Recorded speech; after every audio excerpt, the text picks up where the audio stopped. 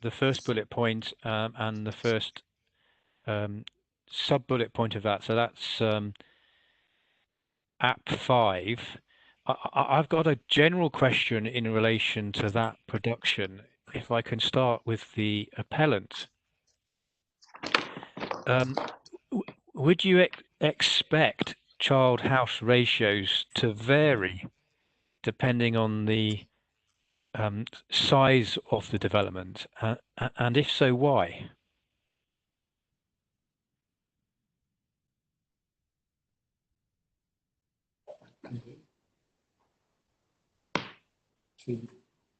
I'll ask Mr. Salter to deal with that. So for CHRs, we tend to be very dependent on the information provided by the council. So in general, we accept the council's CHR figures. As I mentioned this morning, this data set before us is the most comprehensive that we've seen across Scotland as a whole. And unfortunately, because there isn't a correlation between the development programme for the houses and the development programme for the pupils, I can't really comment on that, but in my experience, it tends to be very much the same, because the CHRs for new housing tends to be higher than the actual number of pupils coming to school.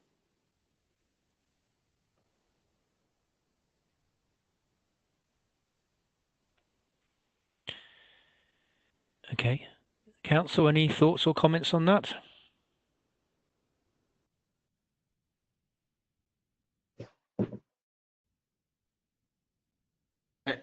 Yes, sorry. I think that I agree. I mean, CHRs will fluctuate according to not necessarily just the size, not the size of the development necessarily, but within the development, the types of housing that are being delivered. So larger homes versus smaller homes, and if, for example, there's a higher proportion of multi-bedroom flats, that may also make a difference to the CHRs. I think that the CHRs that we've revised, and this comes on to the confidence level and the error level, I think, which you have in table 8. We've reviewed that because our recent experience in more recent developments is that the CHRs that we have already are too low, and that is consistent with the CHRs which are applied by other authorities, as evidenced by what other authorities have applied. So our basis for the changes to extend the table of, as we'll see, the table of developments that we include within the assessment of the CHRs, so that they are updated and reflect what is currently the position.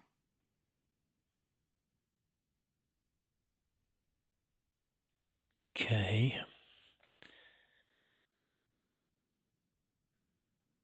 Right. I'm not going to let you off CHRs just yet.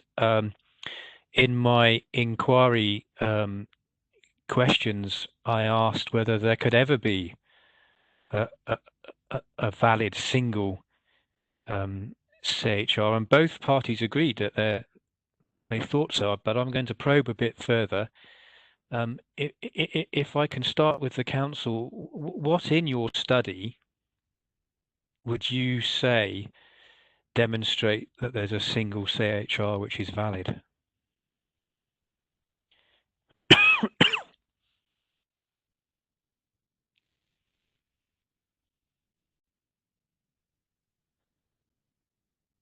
You're on mute. That's it. Sorry, I'm just trying to get the table up in front of me.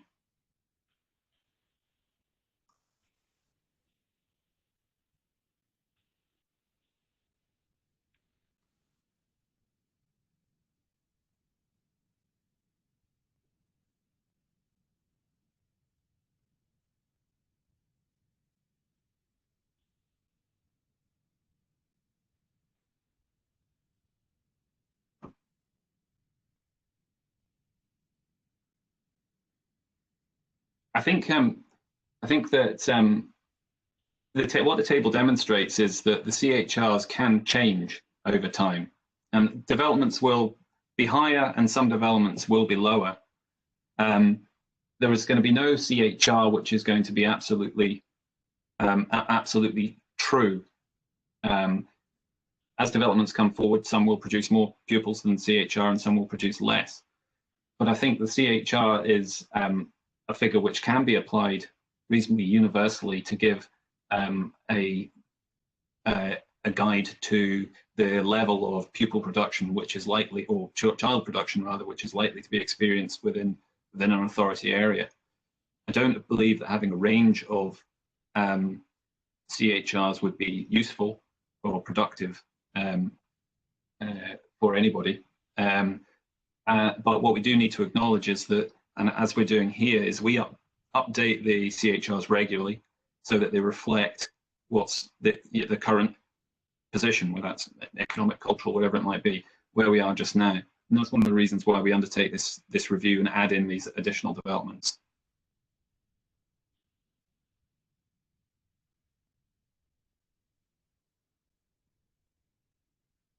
Okay, thank you. Appellants, any thoughts or comments on that?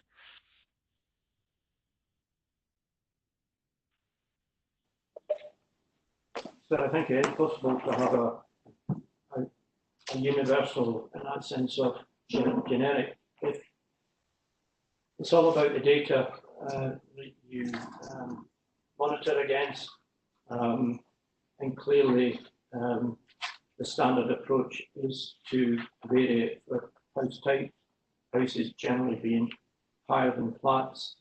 And what I think is very important, as Mr. Coffey was saying, is you need to monitor what is going on. But where we disagree with the council is the evidence should be is these are the number of pupils coming from the development, and come to a view, say over a 10-year period, you monitor people during the development period and for a period after, because the other thing that our table shows in Appendix 5.1 is that every development has its own peak. And in our approach, we're trying to identify the scale of that peak and the timing of that peak. And our view is if you know the peak, then that's the mitigation. And generally that mitigation will work for a local development plan period in any impact assessment. And when we analysed the council's data, it reinforced that. They didn't say you've got it wrong. So you can see in the pink in table 1 of Appendix 5.1, every development has a peak. With further information from the council, you would be able to correlate the peak with the actual development. So if there's time lag, you could build that in, but unfortunately we've got no housing completion data. It's a reliable guide, and I think it's a more reliable guide if you use it in a school roll projection rather than a council's cumulative approach.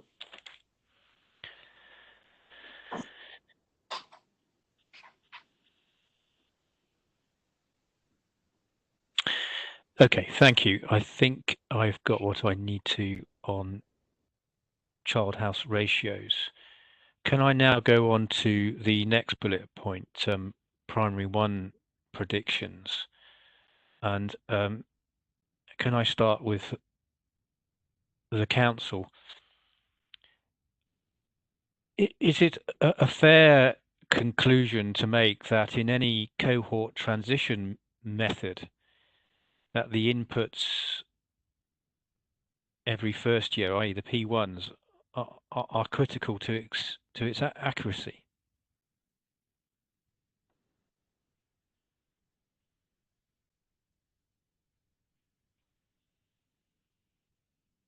Sorry, I think Alistair's been trying to speak, but I think he's on mute. Alistair.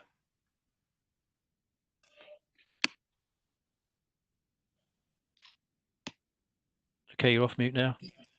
I think I'm off mute now. I was just directing that that question to you.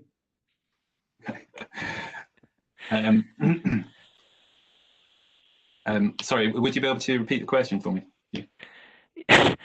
Yeah. Is it fair to conclude that in any cohort transition methodology that the inputs every first year, i.e. the P1s in this case, are critical to the overall accuracy? Yes. The P1 intake is the driver behind a school roll, and over time, generally speaking, you will start with a P1, and by the time you reach P7, there will have been a drop off in that number. So all our projections, the projections that we use the P1 as the basis for that, showing a drop off between stages, and it will vary from school to school. You will also obviously have scenarios where there will be increases in year stages as time goes by, when you have additional housing, for example, or high migration to a particular area. But generally speaking, the P1 is the driver behind it.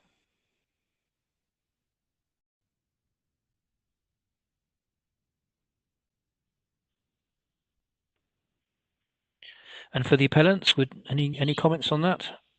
So just to set that in context, can I just refer you to the Statement of Agreed Matters Appendix at item 13, which gives a little bit more of agreement about how Council and the appellants have divided the total numbers of pupils expected across all 7 years on an equal basis. I think that's just background to the answer to your question. I now ask Mr. Salter whether he's got any particular comment on that issue.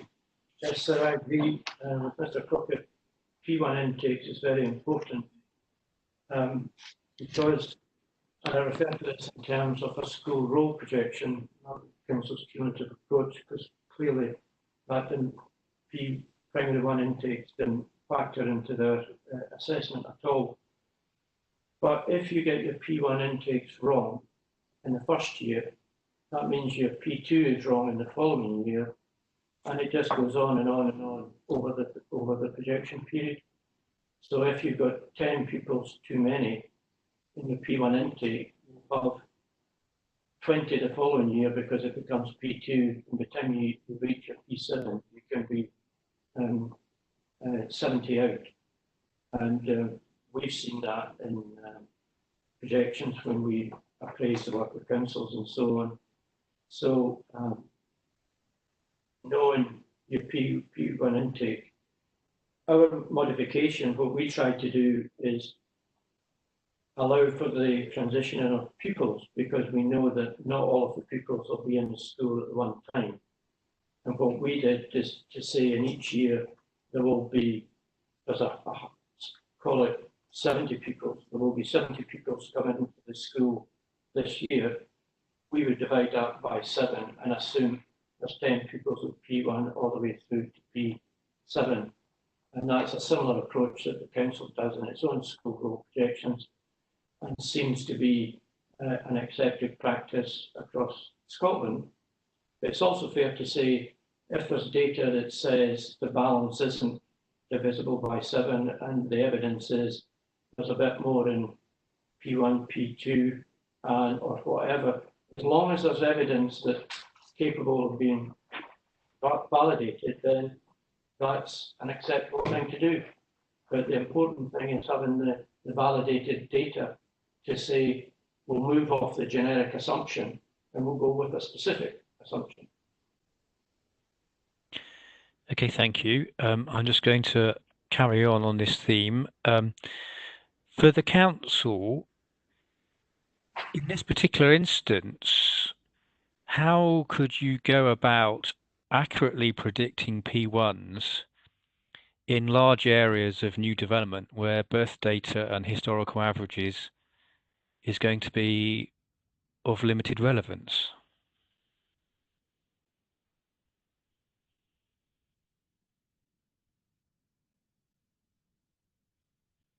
So there will be a base population from which there will always be a birth rate with pupils being generated. But where new development is concerned, then projections, the best way to do that is to use the birth data to forecast, use the CHRs to calculate the number of pupils, and as Bob Salter has described, spread that across the year stages to calculate a P1. However, I think Mr. Salter has hit the nail on the head when he's mentioned that P1s, if you get that wrong, then the rest of your projection is awry. And given the cohort that you're working with and that you're trying to forecast, the degree of accuracy that you can obtain within a projection is difficult. It means that projections are, particularly where new developments are concerned, are not fully reliable. That's exactly why we use them as a tool. So I think that while we do what we can within the projections to model the way that P1 pupils are generated, both within existing parts of the catchment and from new development, we're aware that as you're dealing with such a small number, forecasting 25 pupils or 50 pupils 10 years down the line is a very tricky thing to do, which is why we use them only as a tool. We use the projections as an early warning system and as a guide to the kind of trends that we might see, rather than as a way of forecasting exactly what will happen. I will offer this to the appellants in a minute, but if I can just ask a follow-up there. In some of the other examples of methodologies that have been placed before me, including the Department of Education down south, they were suggesting in these sort of circumstances to try and use a range of information like GP registrations, separate surveys, and sort of sense checking. Have you done any of that for this expansion area? Yeah, I mean, one of the reasons why it's very difficult to place confidence levels on the projection methodology that we produce is because the methodology we produce is shifting, it's dynamic, and we update it as best we can, use new ways of doing things. If you look for methodologies for projecting school roles, you will find that there are numerous. There's software which allows you to do it. There are Excel spreadsheets. There are simplistic ways. It's like betting on horses. There are a multitude of ways and systems that people use. The Scottish Government hasn't issued guidance itself on forecasting and future projections, I think partly because of the different circumstances that authorities find themselves in, the different ways that those authorities may develop. Yes, we've looked nationally and internationally at the way that people go about doing role projections. We are doing work with University of Edinburgh at the moment on role projections and role projection methodology. And we look at whether or not the projections are producing figures which are reliable, but they're not. It's as a way of updating the methodology to ensure that we're getting as close to what we think it should be, or as close to what we believe will give us a reliable tool as possible. So updating the methodology and keeping that dynamic and keeping improving it is certainly something that we strive to do. But at the end of the day, we only use them as a tool rather than relying on a figure arriving at the end at 10 years down the line.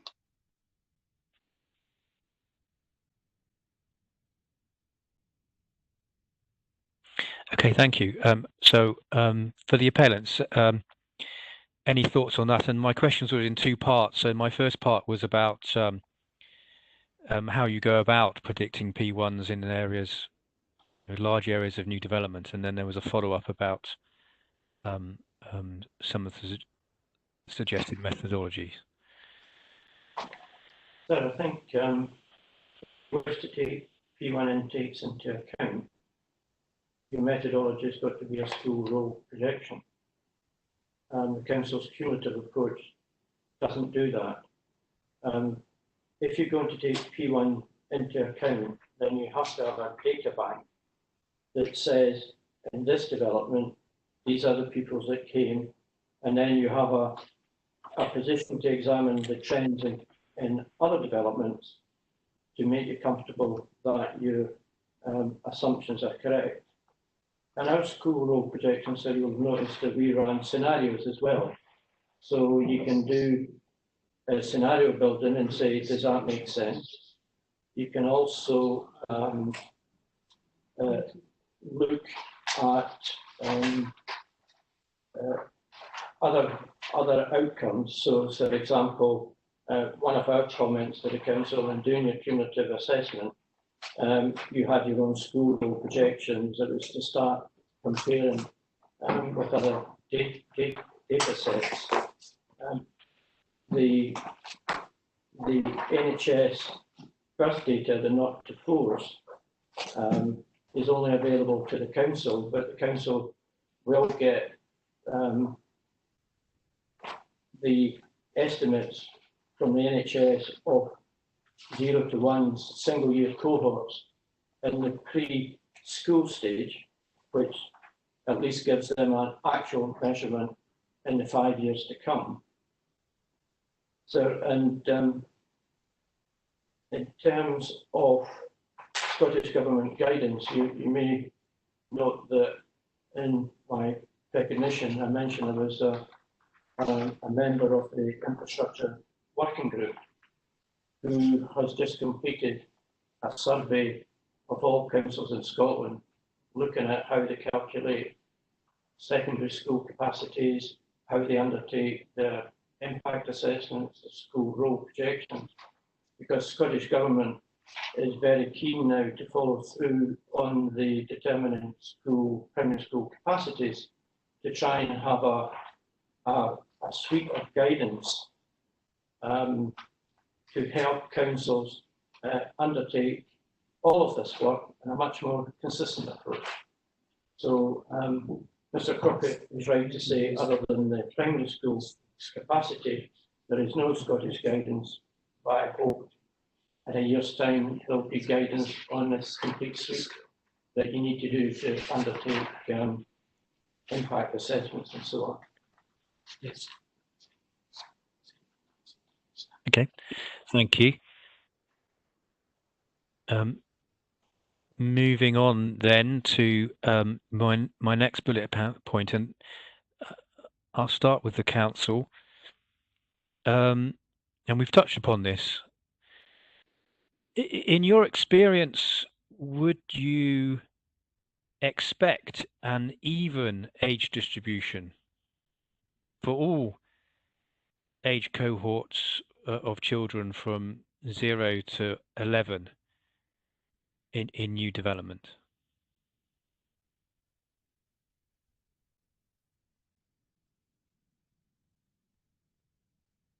Initially, no. I think we would expect initially there to be higher numbers of preschool children, and as I said previously, I think when we're looking at people are reluctant to move their child from other areas of the city if they have them already settled in a school. So we would expect to see more pupils in the earlier stages where a new development comes on board. Modelling 0 to 4s, basic nursery pupils, against projections is difficult. because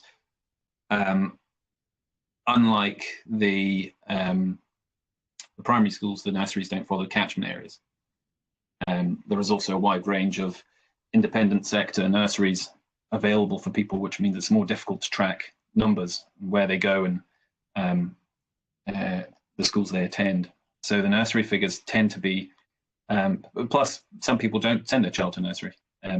So the numbers tend to be less reliable when it comes to analysing early years data.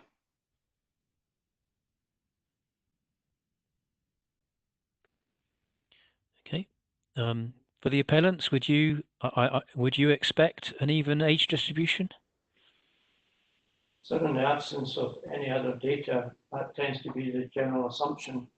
So if the council was to monitor that data, we would know. But again, when we're looking at the work that we're doing, and when we did the modifications to the cumulative assessment, we were just trying to take into account that not all pupils will be in the school at the same time. All primary pupils in year 1 will no longer be in the school at year 8. Since the council made the same assumption in their school rule predictions, again, we thought that was a valid approach to adopt in the absence of knowing what else to do. And if the council had done it a different way, we would have probably followed suit.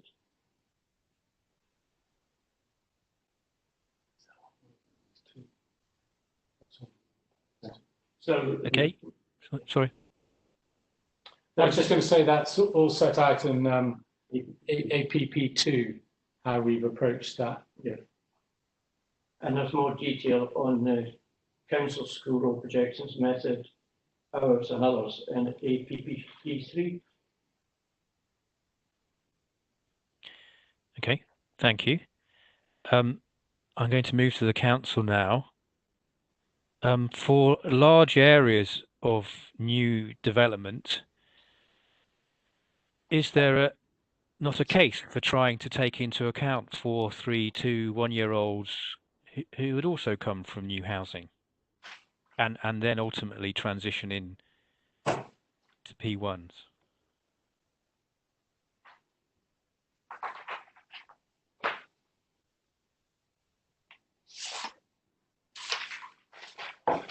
Yes, there is. I think though that it is difficult to, as I said before, track the preschool pupils. It depends on the circumstances in which the school is, or the infrastructure that you're putting in place around that development. Depends on what that is. Depends on the capacity of existing schools and existing nurseries and earlier settings in the area. It depends a lot of the time. For example, in Edinburgh, where early years is concerned, a lot of the pupils, or a disproportionate amount of the population is located within the city centre, because people are travelling into work and they will take their child to a city centre nursery. So tracking where those pupils are, the schools that those pupils are attending, and where they're going is often not straightforward. But all of that, all of the preschool pupils, and the fact that they move into the school and the fact that they roll through the school is captured by the CHRs. The CHRs are there to look at the production and the actual numbers of pupils that are rising on an annual basis. So preschool pupils are captured by CHRs.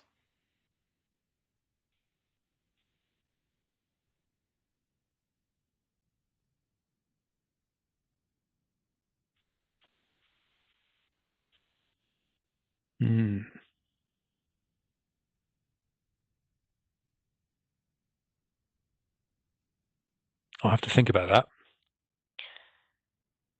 So you wouldn't support if I'll come back to the appellants in a minute, but just pursuing that point.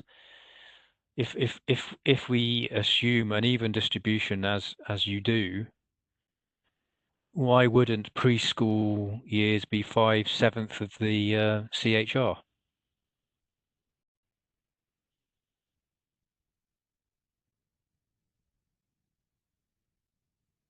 the CHRs capture the number of pupils that are in a school at any certain point in time, and they're based on the number of pupils in a primary school.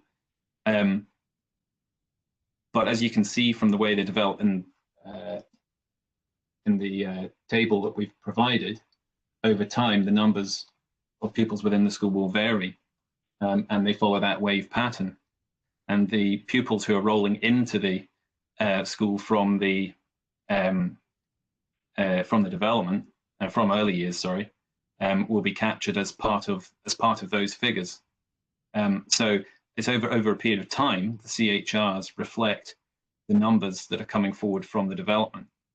And that's one of the reasons why we keep the CHRs under review and look at it over a longitudinal basis rather than basing it on a single year. But if you apply a CHR to, let's for the sake of argument, 20 houses that are completed that year, you only identify, and then you assume an even distribution. You only identify each age group. You don't identify 4-year-olds or 3-year-olds who will one day transition into P1s.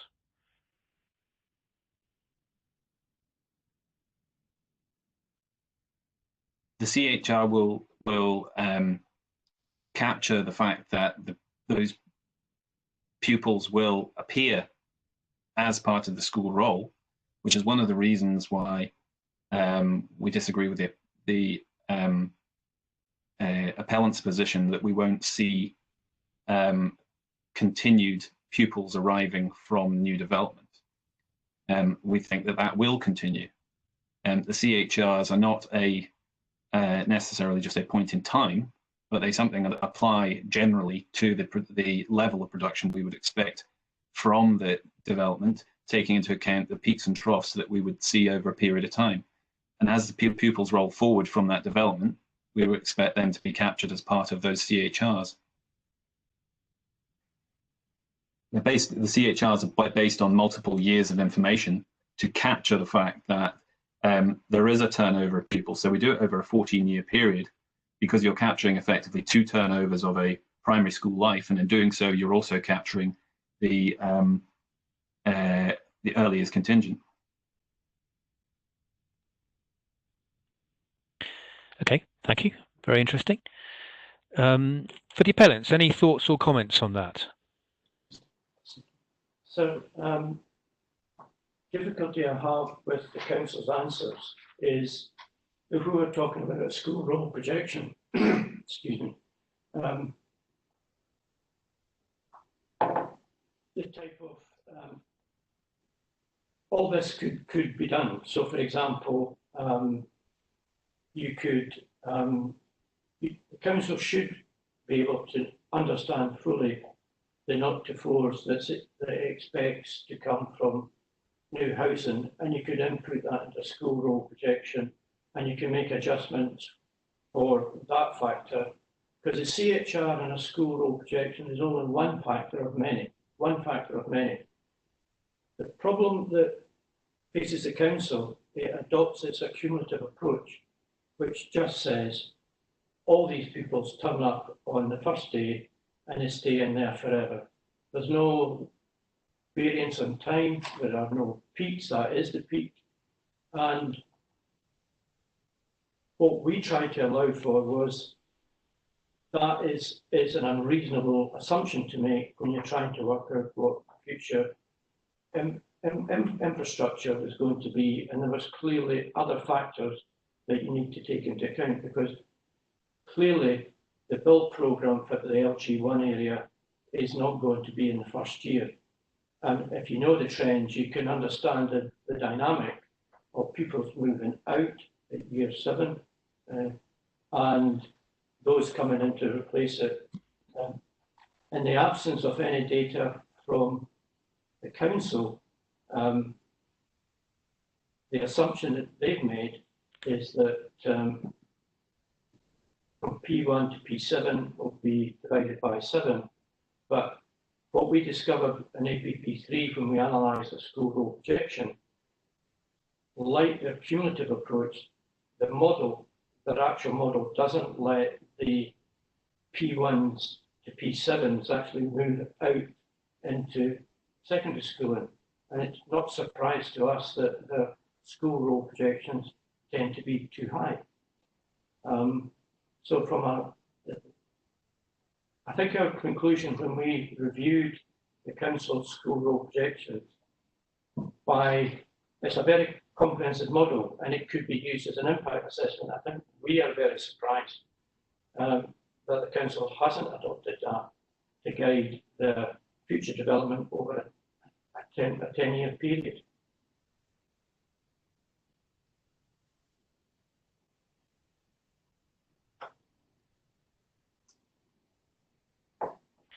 Well, that neatly brings us on to discussions about the methodologies, but I was going to start with the appellants. And first of all, can I just ask whether you think I've correctly captured the key parameters in tables 6 and 7?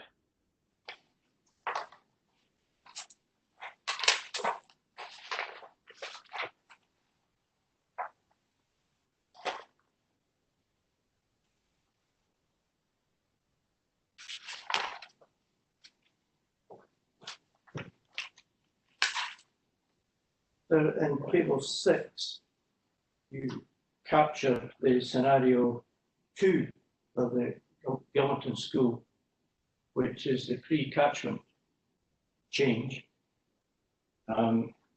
We believe that scenario 3, given that the catchment change was approved in June 2017, is the one that should follow, particularly now given that Gilmerton Broomhill School was about complete. So our peak using a school role projection is 636. And so I'll just let you compare that with the council's agreed position in their inquiry report that by applying the new CHRs, they concluded that Gilmerton peak would be 662, and that's the reason that they came to the conclusion that the new school at Gilmerton Station Road, currently, as far as the build rates in the catchment area, that the new school wasn't required. So I think what I'm saying, sir, is scenario 2 is correct, but it's scenario 3 that is the figures to use. What about table 7? Table 7. I got a bit confused here, sir, because I thought you were using the information from APP2, which we termed as stage 3 assessment, which is what the council could have done, and is the explanation they gave to the Scottish ministers. But I may well be wrong there, but I was, for example, the working capacity, I've just noted is used in the stage 3 assessment. So I would need to understand more where that information came from. I took it from Appendix 2.1, and it was your assessment, which was factoring in transition, and it was the basis of your wider impact assessment on LG1. So you got a peak of 384.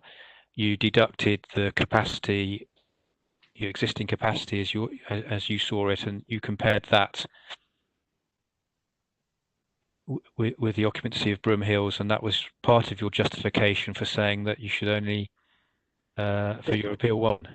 Yes, sorry, I'm just checking through that now, so yeah, the figures there are correct. Okay. Thank you, and I note your comments about which scenario you would prefer me to attach importance to, and I'm sure you'll make that clear to me in any comments you may make on my tables. Before I go over to the council, just looking at your scenario 3, bearing in mind what we've just been talking about, P1s and preschool children, you've used a P1 basis of 60 mostly, and you've only added new P1s from new houses. Do you not worry that there's a danger that whilst you're transitioning out, you're not transitioning in? So what we did is explain. Let me just go to CD 11.7.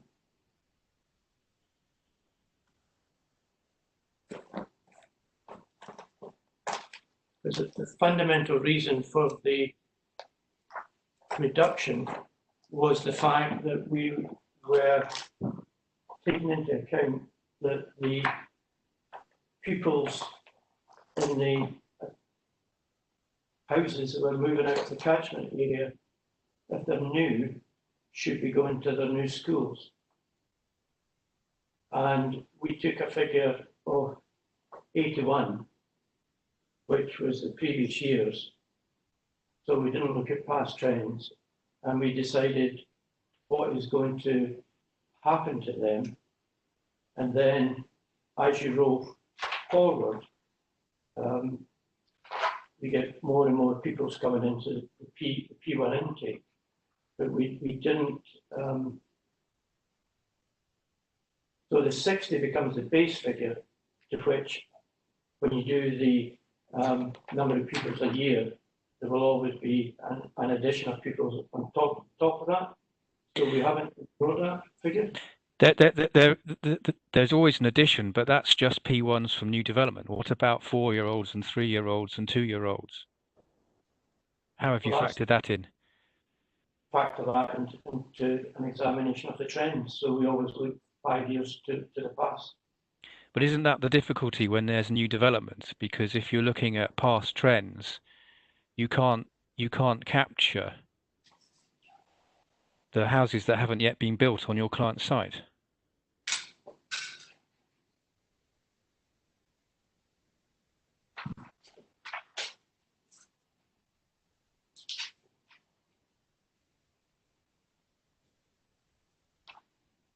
So I think for us, it's where when the scale and the timing of the peak roll, because as the school roll rises, if we can accommodate that, then if it then falls as the graph confirms, then there should always be capacity in the school. That's why we're always seeking to find the timing of the peak and mitigate for the peak. We don't mitigate for what would happen in year 1 or year 2 or year 10. We mitigate for the peak. And then if you mitigate for the peak, it should work for all years.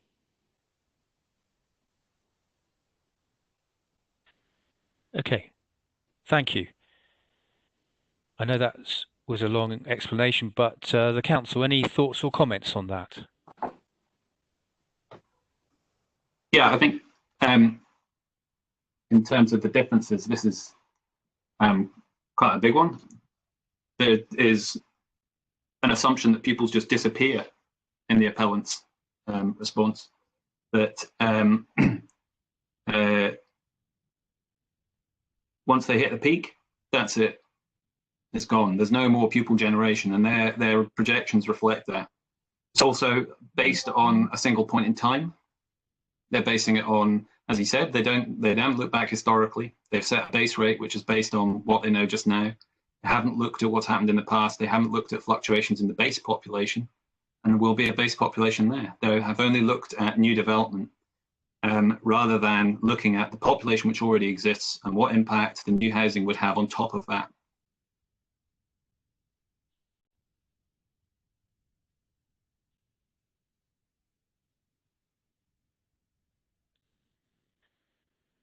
Okay. Were there any other comments the council wanted to make about the appellant's two methods?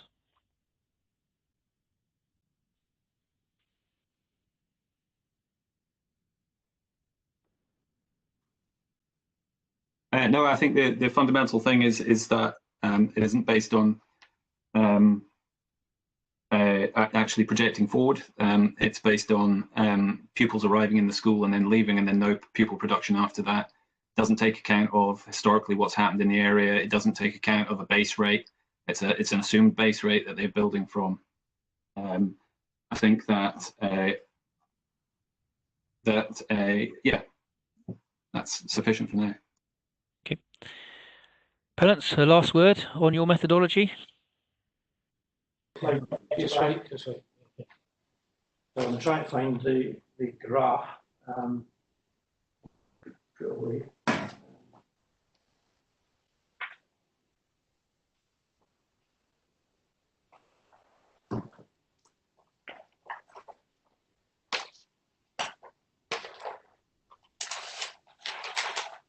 So if we go back to the graph,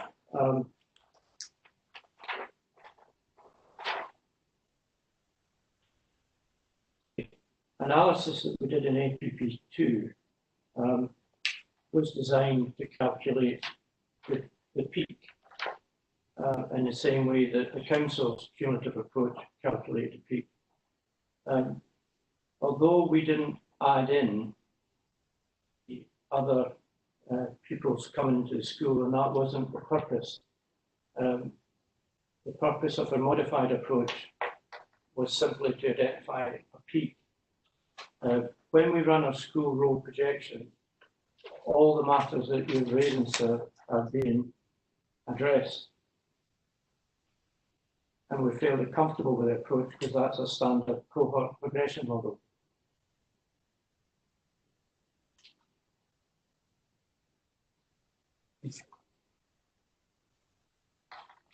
So the modelling approach takes account of the issues that you're raising and the particular assumptions that would relate to those. A modified cumulative approach wasn't seeking to identify what the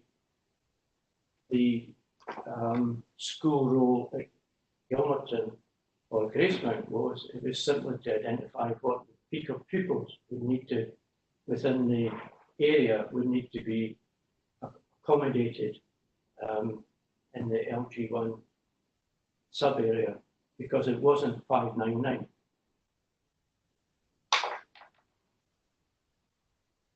So perhaps I can add to that.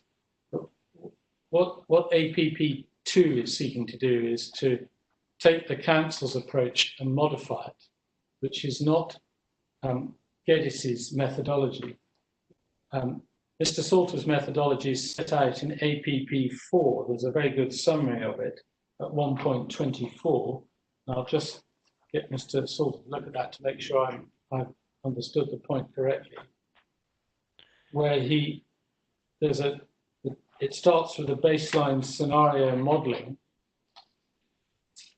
and then at the top of the next page, the paragraph says that process will involve undertaking individual projections, taking into account local demographic trends and birth through analysing P1 intakes, primary stage migration rates, etc., additional pupils arising from already built homes in the catchment area, unless an amendment is justified.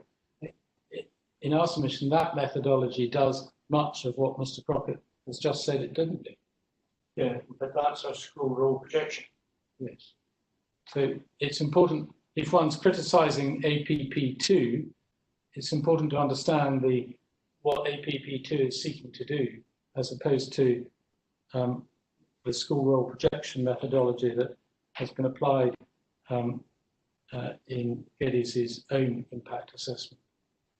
So one of the reasons that we adopted to apply that approach, because we thought the annual build rates and pupils coming in on an annual basis and transition of the pupils was important factors to adjust for, as well as to take account of the shortfall. Everything you're asking in terms of a school roll projection would be taken into account itself. So I think PO1 and the LG1 sub-area impact assessment is not a school roll projection, nor is it seeking to identify the number of pupils at Broom Hills, Gilmerton, or Gracemount in itself. It's looking to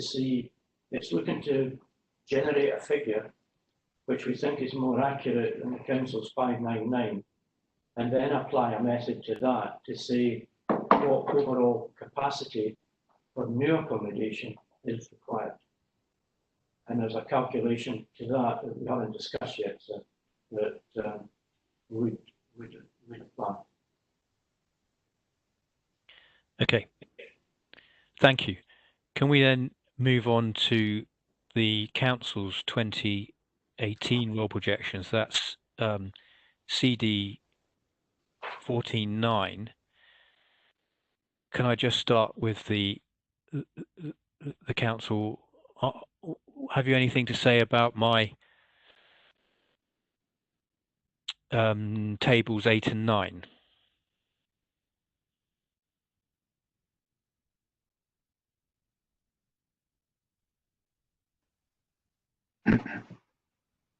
Yes. So table 8 is taken from Appendix 1 of my precognition, which was using the appellant's methodology and updating it with the new CHRs.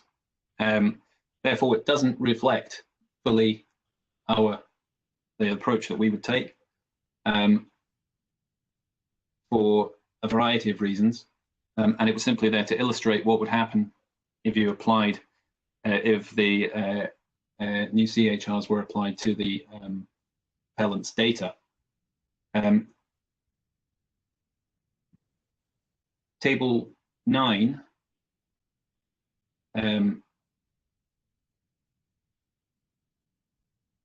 looks to be, as I would expect it, a reflection of the school roll projections for 2018.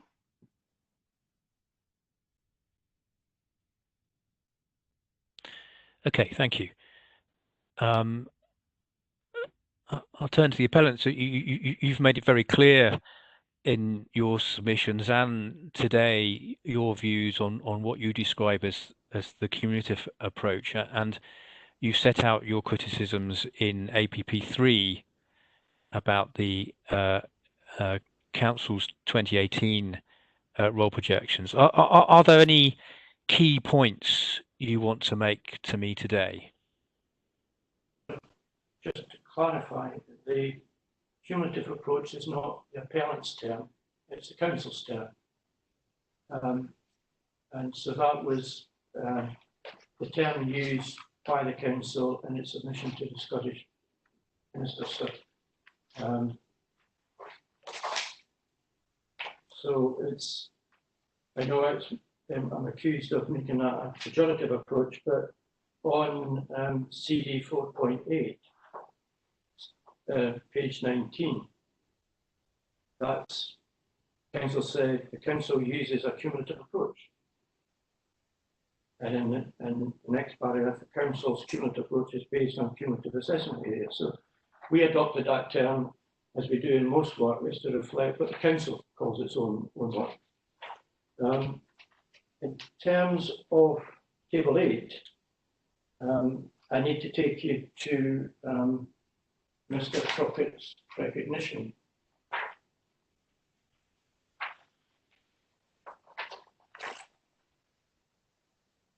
And Mr. Crockett's quite right that he said he would apply the new CHRs, and he set out calculation in Appendix 1.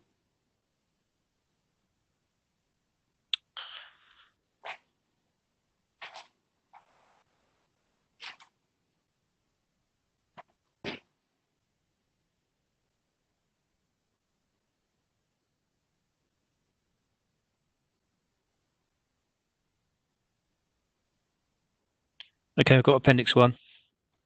If I can ask you to go to paragraph 4.6, there's just a joke clarification I want to make.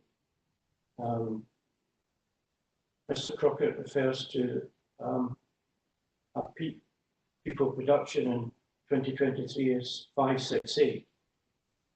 I just want to make it clear that that should be Mr. Crockett's figure of 493.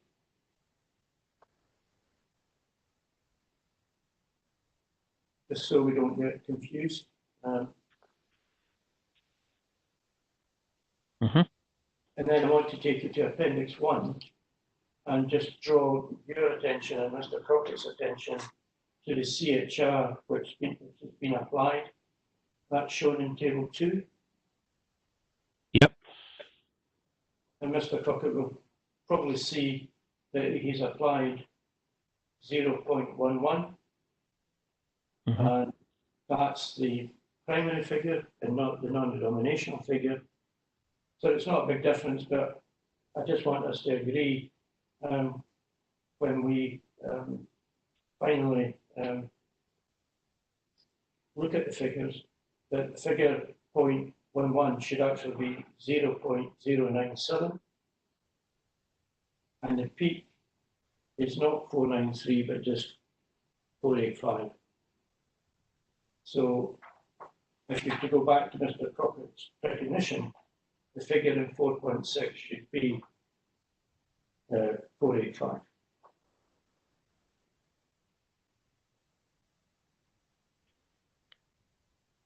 Mr. Crockett, would you agree with that?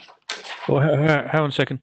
I'll ask the council to come back in a minute. Were there any other points you wanted to make? No, that was the figure is not 485. It's not 493. But should be 485. Okay, thank you. So can I just add before that you referred in your question to us to APP3, and it's just to reiterate what PP3 is seeking to do. It's taking what the council told Scottish ministers in their report as to what their approach was, and then working through that approach. And it's not suggesting that that approach, if it'd been followed through, was inappropriate. And you can see that at paragraph 1.22 of APP3, where we say in terms that if that methodology presented to Scottish ministers had been adopted, it could form an appropriate basis for an impact assessment. And it then considers the council's school role projections in that document. I just wanted to make it absolutely clear what that document is seeking to do. Thank you.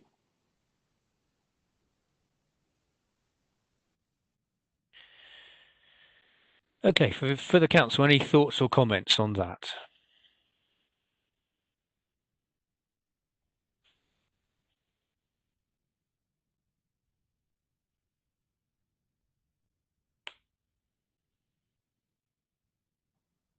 On the face of it, Mr. Salter's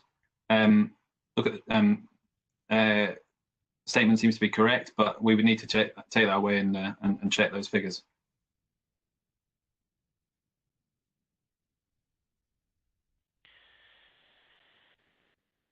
Okay, are we done on the council's 2018 role projections? Right, can we then go on to the next bullet point? And if confidence levels, if I can start with the appellant, in my inquiry questions, I asked what confidence, and your answer was 90%. And I just wondered what that meant. Did that mean if you did it 100 times, 90 would be right and 10 would be wrong, or does it mean something else? Sir, I think in terms of the modelling work we're doing, we're saying it's as close to being right as we can make it, largely because of the approach that we adopt, which we work very hard to be based on what is actually going on with the data, scenario building, and not to adopt assumptions that seem a bit over the top. We may be criticised by the number of houses being built in the LG1 sub-area, but we use the agreed house and land audit. We use the latest position because we think that's an agreed position. And we will accept most of the council's data, if not all of the council's data and assumptions, where we can get a chance to verify it. And we understand how the model, and we can say with confidence to our clients that is a reasonable approach. So the work that we've done to date, applied in the LG1 sub-area, has clearly caused the council to reconsider its impact assessment that they signed off in August 2018 and revise its position. If we hadn't challenged it through this appeal process, then there would have been no change.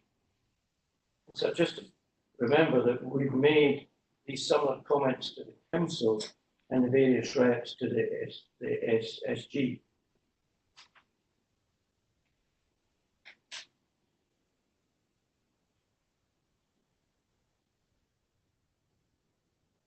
I think I would just end by saying, so we're not trying to create something that's artificially low for the sake of appeal work. We're saying we've got concerns about the council's approach, and we've tried to investigate it and come up with what we believe to be a more accurate answer. There may well be,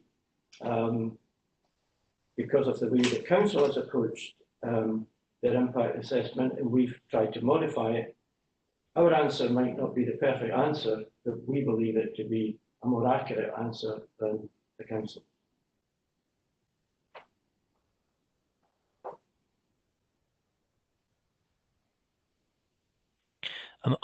I might just come back to you on this point. When you do your role projections for Gilmerton, each year you include assumptions. But if you were trying to work out an error, you would have to add each year the chance that, for example, there were slightly more P1s that turned up, that perhaps the housing land audit wasn't quite right. When you factored those potential variables to your assumption, and then on top of that, multiply it by over 10 years, don't you end up with a very, very high error? No, because we focus on the outcome at the peak goal, and then we construct a mitigation that will be flexible to deal with it. We don't try to make it too tight. Where we've got individual class structures for each stream of school, we'll then look at the class structure and see how we can drill down with the right information from the council, so to put in pupils into each class going forward for the next 10 years or more. And we sat down with other councils and talked together to say this is how we can manage the school, its classroom sizes, and other methods that are generally accepted by other councils to say, yes, we agree the mitigation can work. And in some mitigation solutions, we agree with a council that temporary accommodation for a 2 or 3 year period might be the appropriate answer. And that's been approved by council. So it's all about having confidence in your projections and then confidence in the solution that it can handle the variations that you're sequencing. So if there was a problem on a 2-year period with a P1 intake, the solution isn't to build another school, the solution is to resolve that matter. And we would remove that matter by looking to see whether, for example, a temporary classroom can be plumbed into the school for an interim period of time. And these solutions are accepted elsewhere.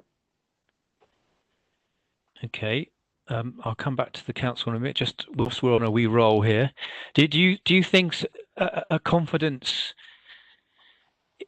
level in a prediction is at all a helpful concept? So I think it was interesting the questions you asked, because we've never thought of work in those terms. What we do is we run scenarios, some of which end up in our reports, and others that we go, well, we're comfortable with that, and we just need to, we're essentially always trying to report the worst case scenario. And if you've got a scenario that works for the peak, then it'll work for before the peak and after the peak.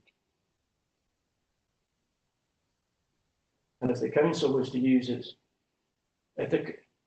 unfortunately with the council's school roll projections, because they don't let the pupils from new housing go to secondary, you'll see its trend just goes up and up and up. So if you look at the projections between year 0 and the end, they just go higher and higher. And if they were to go to year 40 years ahead, it would be even bigger. And I would say to the council, you're not modelling the real world, no more than that. And then the council can fix its model, and once it applies a development programme to it, and if birth rates come down, they can factor that in. If birth rates go up, they can factor that. But in a cumulative approach, we can't do any of that. So.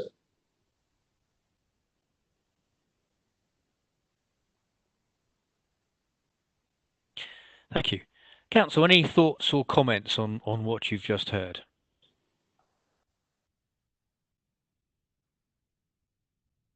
Yeah, so I mean, confidence levels is something which we've looked at in the past. The problem is that ultimately what we're doing here is we're looking well into the future to predict very small numbers. Now, National Records for Scotland produce break the data sets for cities down to small areas, but they won't do projections on the basis of those data sets. Because the cohorts that you're dealing with, the populations you're dealing with, are so small. It's a tricky area to get into. The difference between 60 pupils in a P1 and 66 pupils in a P1 is an additional classroom. And projecting that far forward, 10 years forward, and deciphering the difference between 60 and 66 is, if you can do that and you've got 90% confidence level in that, then fair game to you. But I think where we are is that we have confidence that by continuing to update our methodology, reviewing our projections on an annual basis, reviewing the way that we operate our CHRs, that having a comprehensive approach to CHRs and a longitudinal approach to CHRs, as well as producing projections which are more or less taking forward what's happened in the past and rolling it forward, and acknowledging that the projections can't reflect changes in circumstances, be that within the school estate, be it within the area, local area as a whole, be it COVID pandemics. They can't take it. They can't take account of that, and so they are fundamentally flawed in that respect. So the confidence levels we apply to that, we don't take produce figures for those, but where we find that a school has a projection which is perhaps has gone adrift from what we would expect, we'll invest in that.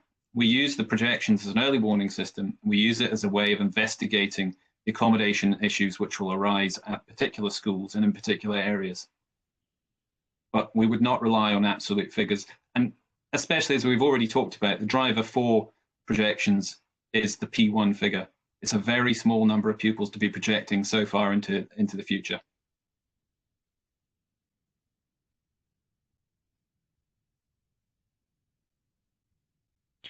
Okay, thank you. We will now move on to the last bullet point in item 3.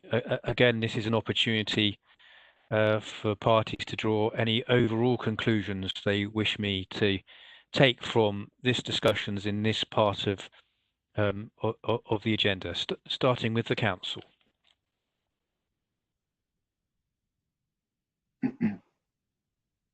Well, I think in summary, the issue that we have with the approach taken by the appellant is that it's based on a single point of time. It's based on a role, a combined role at 2 schools as it is just now.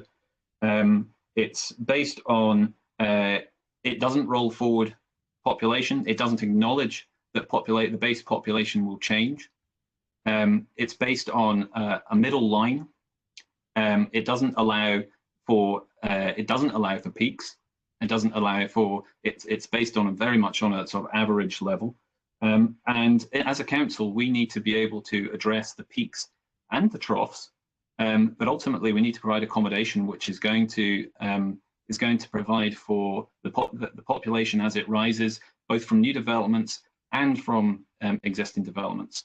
We need to be able to plan our estate in a way that is coherent, and to do that, we can't just develop a school estate strategy on the basis of single developments. We need to be able to look at it as a whole, which is why we take a cumulative approach to it, which is why we look at the area as a whole and treat the area holistically.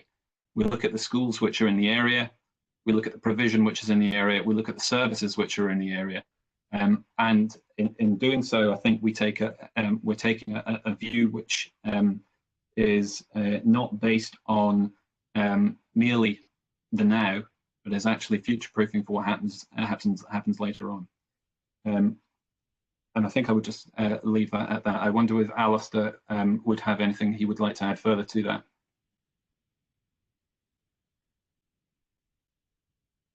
You're on mute, Alistair. Spinette, sorry.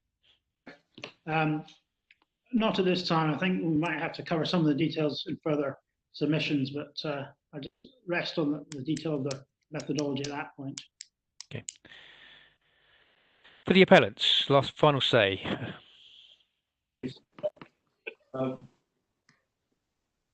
We've carried out 2 types of impact assessment, and the council's changed its position with respect to Gilmerton Primary School. You're quite right, we consider the council's cumulative approach for the whole of the LG1 sub-area doesn't really take account of all the necessary factors to produce a reasonable assessment of the impact of people's new housing on the local schools. The key factors that we believe are missing are the transitioning of pupils, because if you've got a 10-year plus development period, it's quite clear that not all of the pupils at the beginning will be in the secondary schools at the end. Secondly, the rate of house building is very important, because the school will fill up in different ways, and at least you can see that trend. When we use a school roll projection, we can clearly identify the rough timing and what the scale of mitigation would be. The council said this morning that they don't take account of spare capacity, and I had some concern about that, sir, because again, in their submission to Scottish Ministers, CD 4.8, page 21, the council say to determine what additional education infrastructure is required to mitigate the impact of additional pupils, account is taken of current school capacity. And I would like to make the point that when you've got current school capacity in a large area now with 3 schools in it, approaching 300 pupils, to ignore that is again to put infrastructure in place that is not required. And finally, sir, I would just make the comment that this appeal is about what is the fair proportion of capital investment that a developer should pay, and matters such as revenue is clearly very important to the school. But as they've already highlighted to you, is that they have got a large school which will be underused for some time to come, creating unnecessary revenue issues for them. And finally, you don't always have to build a two-stream primary school as a whole. You can, in our experience, councils may build a single stream and design it so it can accommodate future expansion on classrooms only in a very effective way. But these are decisions for the council, and we wouldn't wish to challenge that. I just want to raise the fact that there's alternative approaches. So I'd like to add 4 points to that. Picking up last on Mr. Salter's point and the point Mr. Crockett said about planning the school estate in the longer term, it's not for us to tell the council, I think you've made that clear in answer to your questions, about how the council should actually plan its school estate. And picking up Mr. Salter's point that you don't need to build a whole new or have a whole new year to cater for a particular issue, to take you to what is the agreed position on appeal 2 that the council's has accepted for the purposes of the appeal, that a 4-classroom extension at Gilmerton Primary School will result in a working capacity of 693, and that will satisfy them. Now, the council may well not, and it's probably very unlikely on the light of Mr. Crockett's earlier answer, to build the 4-classroom extension at Gilmerton Primary School. Indeed, Mr. Crockett suggested that they're probably going to reduce the capacity of Gilmerton Primary School to a 2-stream, simply a 2-stream school. But that's a matter for the council to take. But it's that by their agreement, they've accepted they cannot justify a Gilmerton Road Station School on the basis of these appeals. That they can deal with that by a 4-classroom extension. So that's the first point. The second point is to come back and on the capacity on. There are 3 building block points. And you asked the question actually in the earlier session on capacity, but it follows through on methodology. And Mr. Salter dealt with it in part. If I can ask you to turn to APP 4, and it's a reference in part I gave a moment to ago on baseline scenario modelling. What the council tries to do is what the appellant tries to do with its methodology is model baseline. And on the second paragraph on page 4, that includes establishing the existing and future capacity in an existing school. And if you're going to take in capacity at all, you have to start somewhere. The appellants have taken into account in their initial approach to Gilmerton the capacity at 2018, because that was their start date. Given the housing development in this location will have commenced earlier than that, that capacity will already be lower than it would otherwise have been, because some of it, the spare capacity, will have already been taken up. The appellants accept that capacity figure will have a variance throughout a year, as Mr. Crockett said, but the variance is likely to be small over the course of the year. You have to pick a figure to start your baseline capacity, spare capacity, and work forward. And the approach that the appellants use set out here of trying to identify the appropriate capacity and work forward, we say is entirely reasonable and has a very limited margin for error. And to pick up on a point that Mr. Salter's just made, it appears to reflect that that the council told ministers in their CD 4.8 he gave you a page reference of page 19, sorry, page 21. But from page, it's under issue 3, from page 18 onwards, the first step the council related to is look at school roll projection, and at the top of page 19 they indicate that should indicate whether or not there will be sufficient capacity in existing schools to accommodate pupils. So that there's an acceptance there that identification of capacity is important. And then on page 21, to determine the extent of additional infrastructure is required, account is taken of current school capacity. And in our submission, that is simply reflecting the same methodology that I was alluding to in APP4. You have to look at current capacity, and the approach that the opponents have undertaken is a sensible one. The second building block, the third point I wish to make, relates to build rates. The council and Mr. Crockett have said on a number of occasions that they're not important, but it simply asks you to consider this: that council accepts there's a different CHR for new housing than from existing housing, and that's implicit in that acceptance is that at some stage the new housing will turn into existing housing, and the council's approach doesn't account for that, whereas the approach exemplified by the graph in APP5 Appendix 1 is something the appellants seek to do. And then thirdly, as to the building blocks, the council rely on as to CHR. Mr. Crockett has said on a number of occasions it's repeatedly kept under review. As far as we can see from the paperwork, the current CHRs that the council relies upon,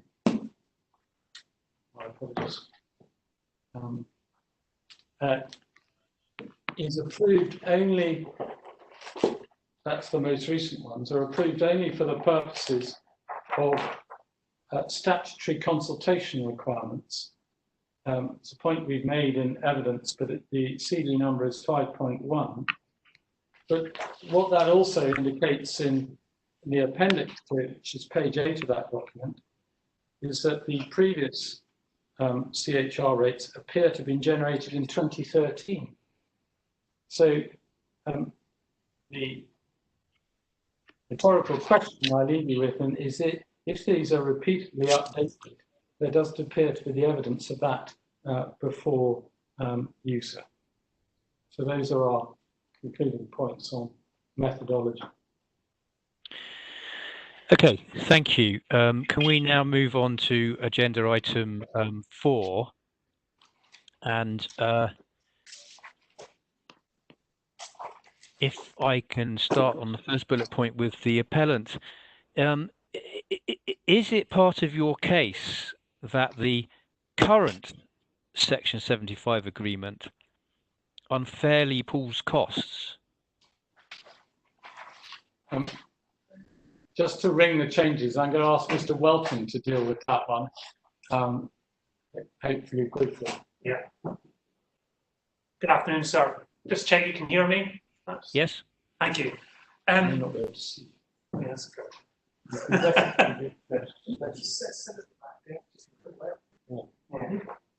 You see me now? Right. Yeah. It's more important that I hear you than see you, but that's okay. Most people say that, sir. Thank you. The appellant's position on this, as Ms. Finlay says, hopefully not spend too long on this, is that the existing Section 75 agreement in its current form is too broad and does have the potential to result in the pooling or the use of contributions towards infrastructure unconnected to the development. The relevant provision of the existing Section 75 agreement, which itself is document 12.4, is clause 5.2. and it simply provides that education contributions can be used across the LG1 sub-area.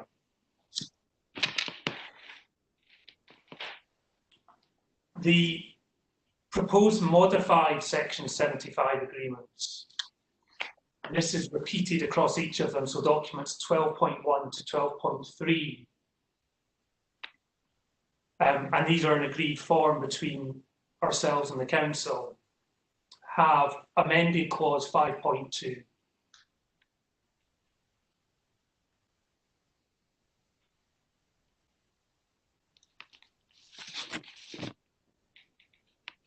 Yeah, I've seen that. We touched upon it in our hearing session. What I thought I heard you just say was that the original pooled contributions across LG1, but my reading of it is it's the whole contribution area in the original, and the thing you've changed is just LG1. Is that right? Liberton Gracemount, apologies, sorry, yes, it's the Liberton Gracemount Education Contribution Zone, rather than LG1. Yeah. Okay. So there is a part of your case that the original one does, because of drafting, unfairly pool costs. Yes. So the drafting at the time reflected the Council's position at that time in terms of the detail in the draft supplementary guidance which was available. So it reflected the amount of information that was available. But the consequences of it now are that it results in contributions being usable across the whole contribution zone, not simply in LG1. Okay. But that's all been sorted in the appeals before me. Yes, sir. If the appeals, yes. If the appeals 1, 2, and 3 would address this issue, so the 75 would require to be modified to address this issue. Okay, thank you. Council, any thoughts or comments on that? No, sir. The proposed agreements in relation to appeals 2 and 3 are in agreed form, and Council's content with that slight restriction on the area over or in which the contributions could be spent. I don't think there was a separate appeal on the lawfulness of the original area, but we'd be content that if that new wording was inserted in the proposed new appeal, if any of the appeals are granted, that would be appropriate. Okay, thank you. I just wanted to check my understanding. Can we move on to the next bullet point, and the consequences of inaccurate predictions? If I can start with the appellants. If you're correct and the Council's estimate of the required infrastructure is unreliable, what harms follow?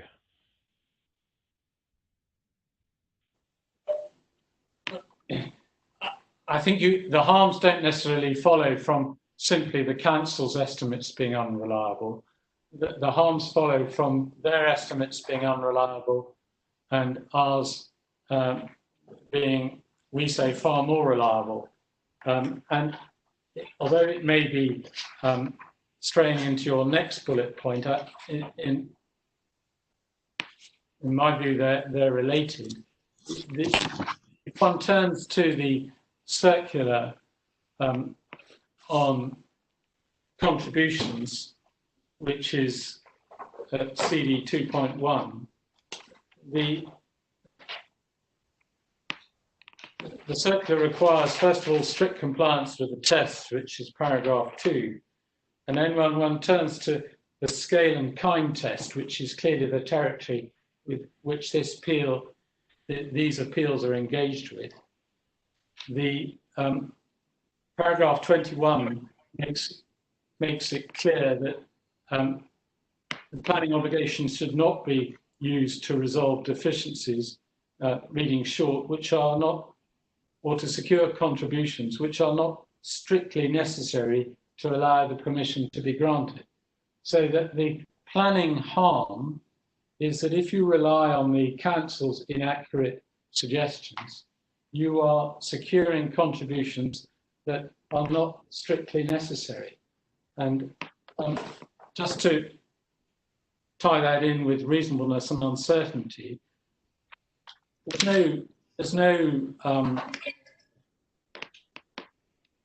onus of proof as such, and you have to look at assessing evidence. You will assess it in the normal way, but in our submission, the underlying thrust of the guidance, and indeed of the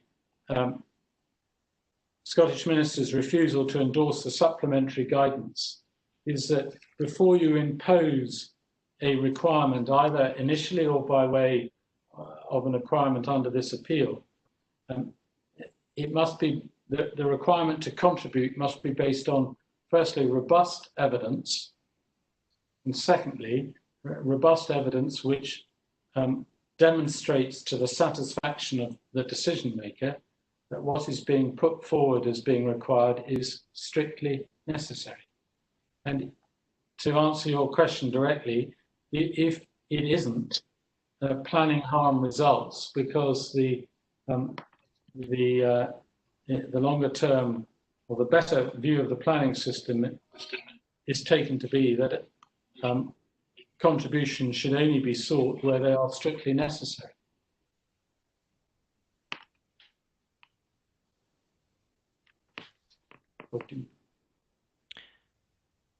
So I was going to ask Mr. Salt if he wished to add anything to terms of harm. So I think in terms of process,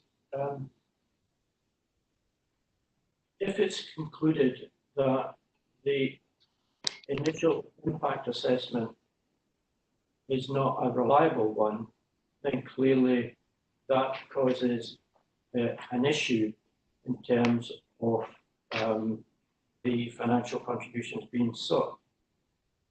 And I say this not because of this appeal, but in terms of all the representations made to the council, to which the council didn't really alter its cumulative approach, is my feeling is that the council's exposed itself to unnecessary financial risk by failing to undertake a sufficiently robust impact assessment to set its future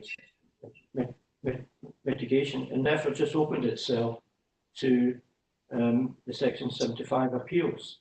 And I think that's been a continuing message to the council, and there's nothing preventing the council from seeking to remedy that.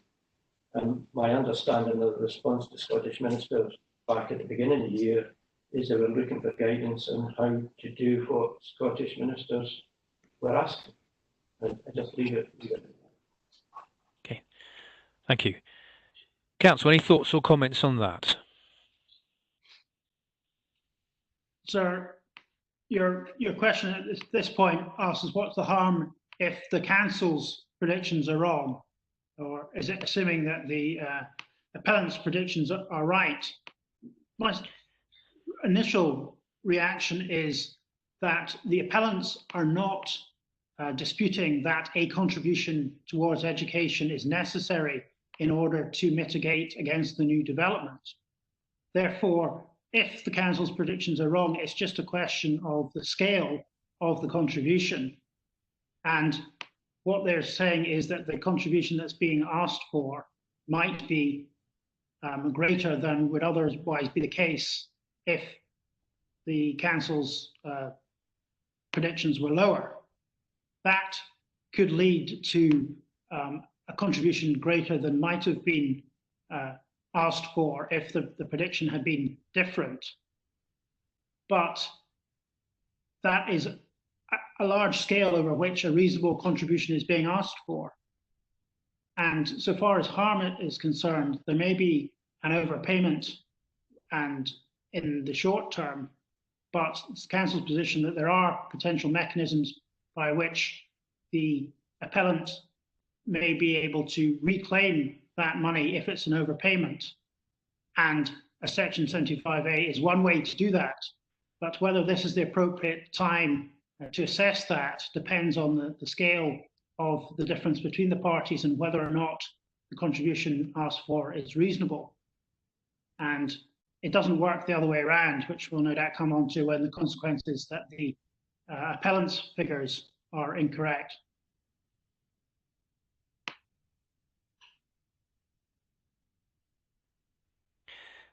Can I just come ask the do you take any comfort from the fact that there is provision to return money that is not spent, or indeed to make a future appeal if circumstances change and things become even more obvious from your perspective? In short, no. I accept Mr. Burnett's point clearly, and it's been inherent in our case that we are simply in the question of scale of educational contribution. But that doesn't diminish the planning harm if that significant excess scale is requested. The second point is that the council have agreed that a lower contribution on two bases, one on build costs, which is effectively Appeal 3, but also in terms of the extent of mitigation in Gilmerton, which is Appeal 2. So that they have agreed those at this stage, and we say that there is no reason why the substance of the argument in Appeal 1 cannot be dealt with. And thirdly, as I don't have the terms of the obligation before us, but even though the spending is limited to LG1 area, in light of the council's approach and the time limits on that, the prospect of repayment is extremely limited, if at all practical.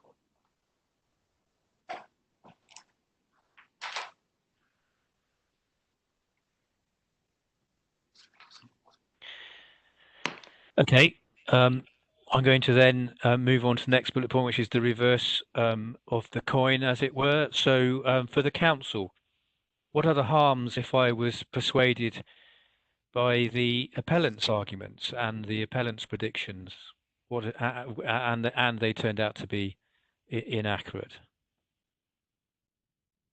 Maybe ask Mr. Devaney to make an initial comment on that, and then I may have further comments. Thank you, Alistair and reporter. I suppose it puts the, in terms of the harm, it puts the council in a position where there might not be sufficient resources to pay for education infrastructure. I suppose there's wider questions about other developments and the approach that's been taken, where we have tried to take a wider view of development in the area, as opposed to looking at it on just purely a single school basis. I think, as Alistair's already said, that in terms of the harm, we don't have the ability to go back to the appellant and ask for more money if we've got things underestimated in terms of potential impacts. And I think probably if we were to try and include a clause like that in a legal agreement, we would probably be accused of acting unreasonably, given that developers want a certain degree, of certainty when they're developing sites. But I suppose the final point would be, it would call into question our approach as to whether it was appropriate for us to be granting planning permission for these developments in the first place if there isn't actually adequate infrastructure to be delivered along with them.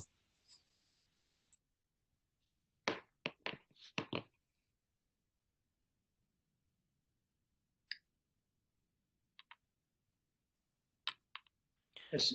So just picking up on that final point, the planning permission was granted having regard to the section 75 that had been entered into.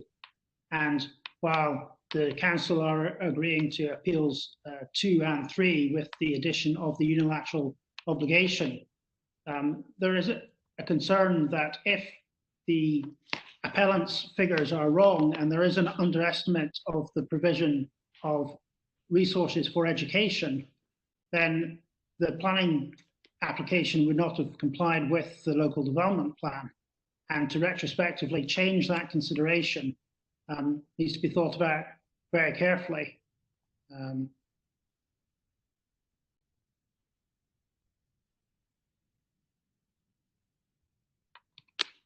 Okay, thank you. Appellants, any thoughts or comments on those? Yes, just briefly. Again, obviously, if our estimates are wholly inaccurate, there will be adverse consequences if you were to accept them. However, the system, the planning system that's set up to, and the government must be taken to accept that only applicants can apply under Section 75A, and it's made provision for the tests that you should apply, and they haven't downgraded the test of strict necessity, so that in our submission, certainly some of the comments from both Mr. Devani and my own friend Mr. Burnett missed that or failed to take account of that policy guidance. The second point is, in terms of it is a matter simply of the scale of contribution. It's not the absence of contribution if we succeed. And just draw your attention to the most recent, well, certainly I think in the most recent document that is before the inquiry from Edinburgh's Finance and Resources Committee, CD 713, where in terms of their prudent financial planning at paragraph 415, their financial model assumes only a 60% recovery rate for agreements that are yet to be signed. And that's obviously future dated, but there is robustness built into the Council's financial planning, is the point.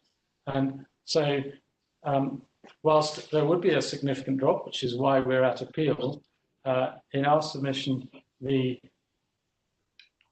whether this decision has to be made when permission is first granted or on a Section 75A, the same test should apply, and the same requirement for robust evidence and strict necessity applies.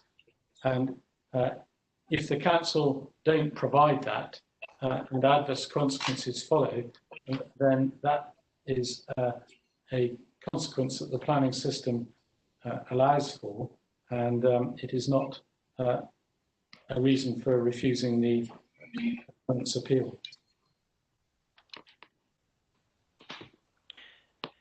Okay. If there are any other points you want to pick up, we can do that under overall conclusions. Can I move on to reasonableness and uncertainty? If I can start with the appellants. In my inquiry questions, I asked what the tests were for predictions, and both parties agreed that the test was it had to be at least reasonable. I'm taking reasonable must have boundaries within which different judgments would be permissible. Do the boundaries of reasonableness extend in situations where there are uncertainties? So yes, that is what is used euphemistically in many court cases called the sphere of planning judgment. And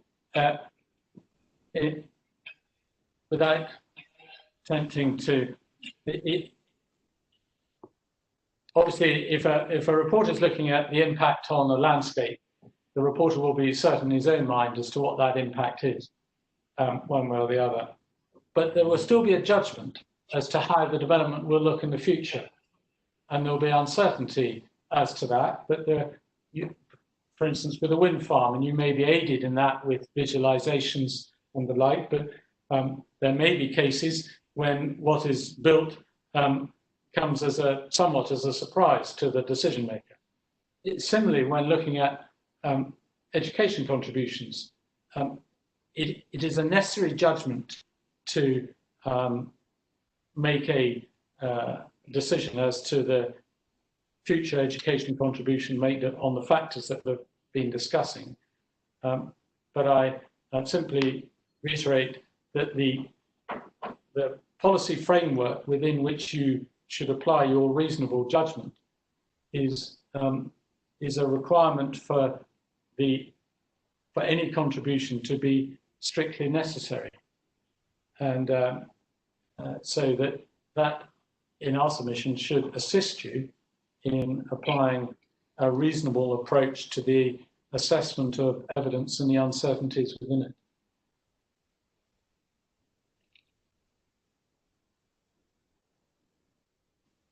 Okay, thank you. Council, any thoughts or comments on that? Well, so there's perhaps two different things in play here. One is the reasonableness of predictions, which is has its own scope, and there will be a degree of error on either side of the prediction. And what you would look at that level is the reasonableness of the prediction.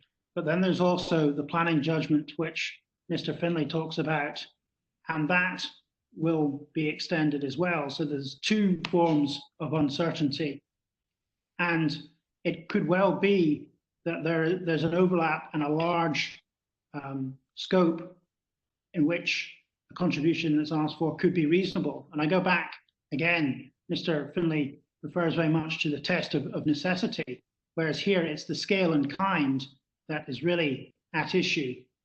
And there will be a large range over which a decision could seem to be reasonable and fall within that scale and kind, because it's a difficult area to make a firm conclusion on. So there will be a large range where it would be reasonable.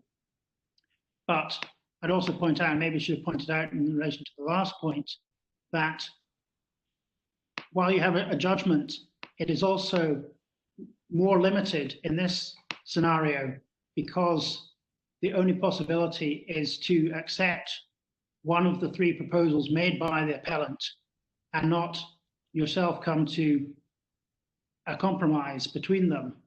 So they require to show that their proposed, and in this case focusing on Appeal 1, their proposed modification would meet the requirement to mitigate their infrastructure impact.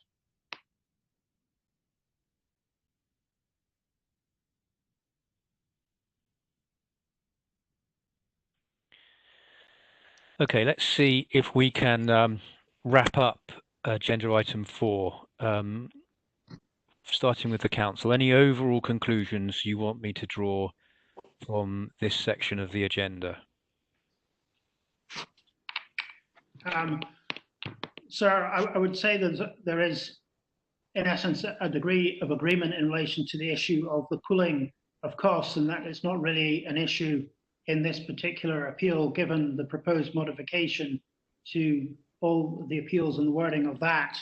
And you, sir, have our positions and our submissions in relation to the accuracy of predictions, and are aware of the issues in relation to the downsides or the harm that will be done by either parties' predictions being incorrect. So I think the rest can be left to closing submissions, sir. For the appellants?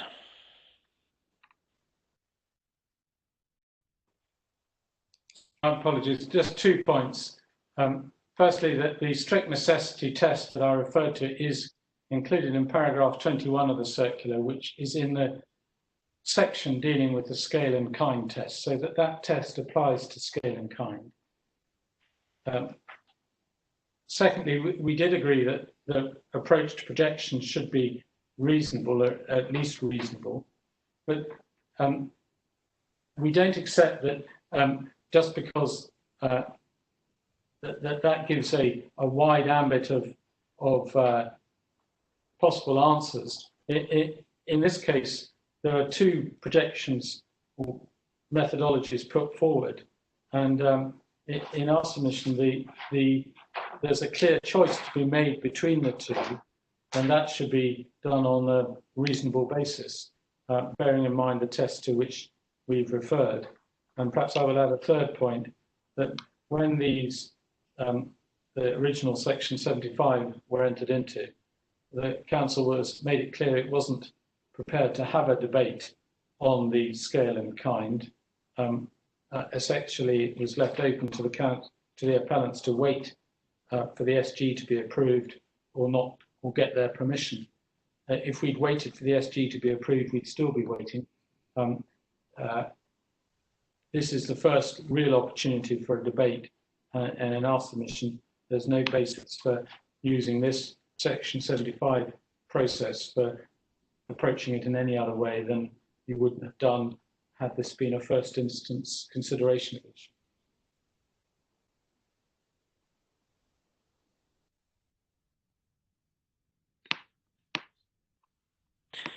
Okay, thank you. It's 5 to 4. I'm going to ask in a minute whether you want to press on or whether we should reconvene tomorrow. Can I just say, before I ask you, neither party has to take up my offer of making other comments under item 5 or overall or the overall conclusions in item 6. Perhaps those could be dealt with by the written submissions, and I would not anticipate the procedural matters taking very long. But I'm in your hands, Mr. Finlay. Any thoughts on whether we should call it a day now or press on? So I'm certainly in favour of pressing on. I'm sure we can deal with the next matters in the next 15 or 20 minutes. Sometimes procedural matters take a little bit longer than one expects, but I get your message under items 5 and 6. Our submissions under those will be very limited indeed. For the council? So I think council have a slight preference to reflect on matters overnight, but if you're keen to press on, obviously we can do that. Do you think you've got much to tell me under items 5 and 6? Not particularly, sir. Right, I'm going to press on, if I may. So if I just offer this, as I've just said, you're not compelled to take up my offer, but were there any points that parties wanted to make to me that you think perhaps I've missed in my agenda for the council? Well, sir, I don't know if it comes under this heading or under the overall conclusions in relation to Appeal 1, but I just alluded to the fact that your choice is a stark one between accepting the proposals in any one or other of the appeals or not. And the proposal in relation to Appeal 1 is a 50% contribution to the Broom Hills new school. And to point out that it's not clear to the council on what basis that would be appropriate, given the figures and the acceptance by the appellant that a new school is required. The costs that have been provided are for the proposed two-stream school, and it's not a simple matter of halving that if it's only a single school that is required.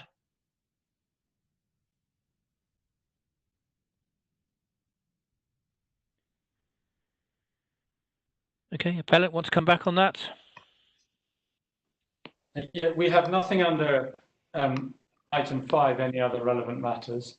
Under item 6, appeals 2 and 3 are agreed, and I haven't heard Mr. Burnett saying otherwise. So, nor, as one would expect, have any of the council witnesses suggested otherwise. So, in our submissions, appeals 2 and 3 need to say no more. As to appeal 1, Mr. Burnett made 2 points. The stark choice point. We'll deal with this more fully in closing submissions, but in our submission, applying a number of factors, the 50% leaves a considerable margin of error in favour of the council.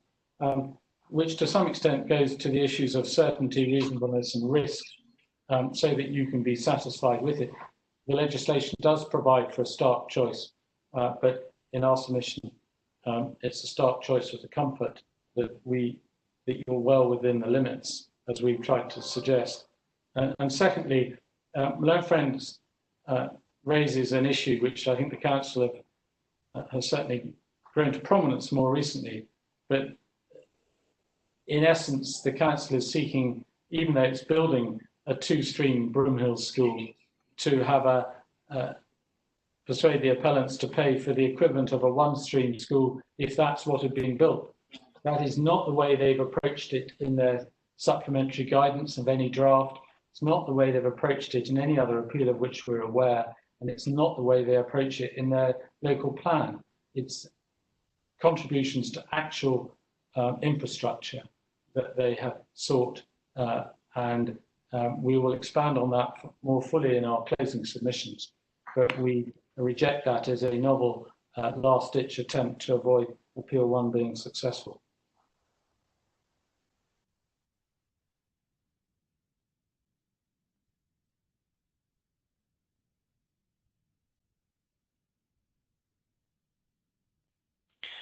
Okay, that was technically item 5. Can I just say for the council, anything you wanted to tell me under item 6?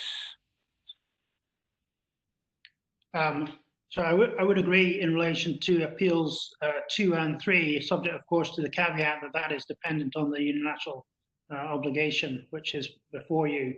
So it wouldn't have been the case without that being in play as well.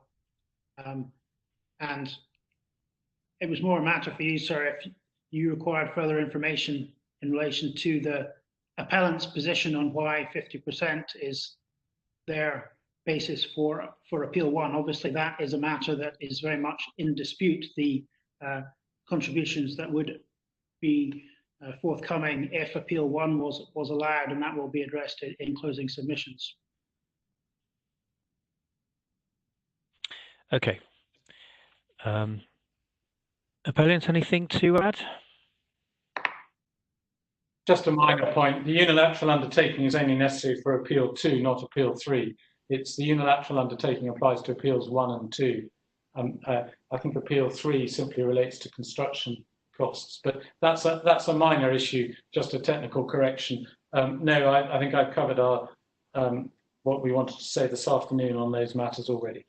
Okay, right, let's move on to item 7 then. Just some procedural matters. The first bullet point, I'm sure it's me, but I couldn't find the title number for the original Section 75 agreement, and apparently I need that for the for any change to be accepted by Registers of Scotland. Could I ask the appellant just to email that number to the case officer? We will. Okay. The second procedural point is the latest core document list was 12th of June. I'm not sure that a home has been found for the statement of agreed matters and the appendix to that, but presumably that could be safely slotted in. Yes, so perhaps I can suggest that Mr. Nelson and Mr. Welton agree not only the core document list, but agree to give numbers to agreed numbers to the other documents that the parties have produced during the course of the procedures, so that when in our closing submissions we can refer to the appropriate documents. So what I'm proposing is an agreed core document list, but an agreed list of appellants and council documents. Would that be acceptable to the council? I think so, sir, yes. Okay. Yeah, it's just for the record, and in case I need to refer to something, we've had quite a lot of versions, and it'd be better if there was a final one, so there can be no misunderstanding. The next bullet point was the modified agreement. We discussed this during the legal agreement hearing, and there is slight differences between the wording of the proposed Section 75s that were submitted to the council and the final versions that are before me. And we talked about this, and if I can recall, I was assured that there was a distinction between the legal instrument and the actual planning obligations, and these very, very minor tweaks were not something I needed to worry about. And I'm happy to rest on that. But can I just make a plea that the two advocates briefly address that point in their closing submissions? And the next one was the unilateral undertaking itself. Perhaps the appellants could provide me an update on where we are with that. I understand it's in its current it's in its agreed form, and it's now CD 12.6, and we'll make sure that certainly the version that was last supplied to you, as Mr. Welton corrects me, will have been the agreed form. It's certainly agreed between the council and the appellants and the landowner, so it is it's in final form and agreed. Don't you have to tell me it's been registered before I can take it into account?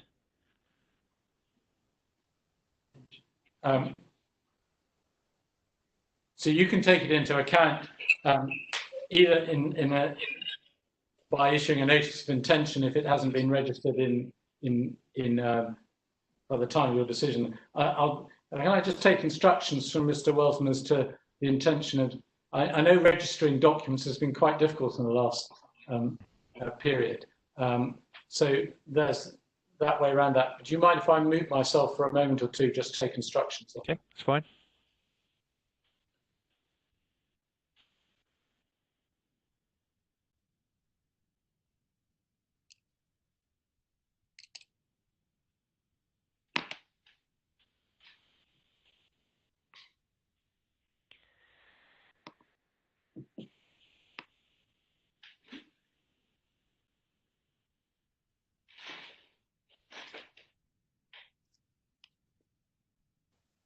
So I'm instructed that there have been problems with registration up until now, but our preference is to still request a notice of intention first, because were you, for any reason, although it's difficult to envisage it, refuse appeal 2, it would not be necessary, and then it becomes very difficult to get it off the title at all.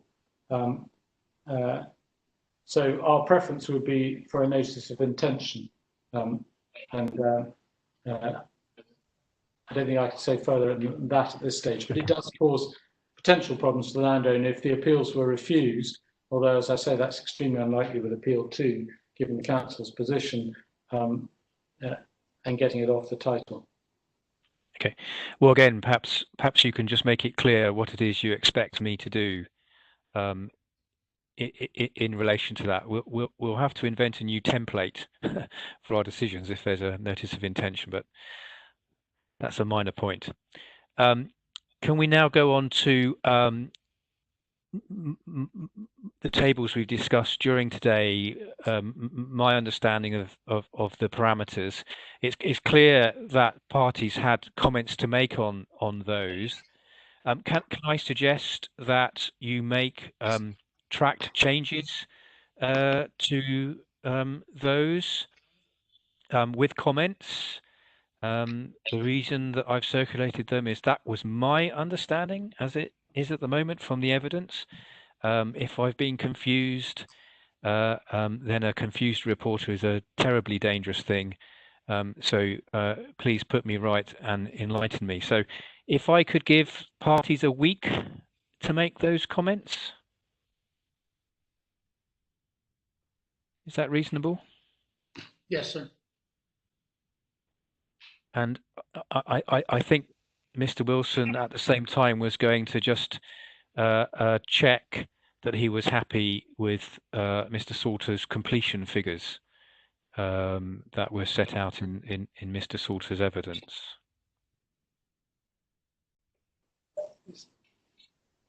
So I have a concern about your table, your key parameter table 1, in that the council indicated that they're proposing to introduce, as we understand it, new evidence in respect of 2 sites that's not really before you at the moment. And simply providing parties to make comments within a week will not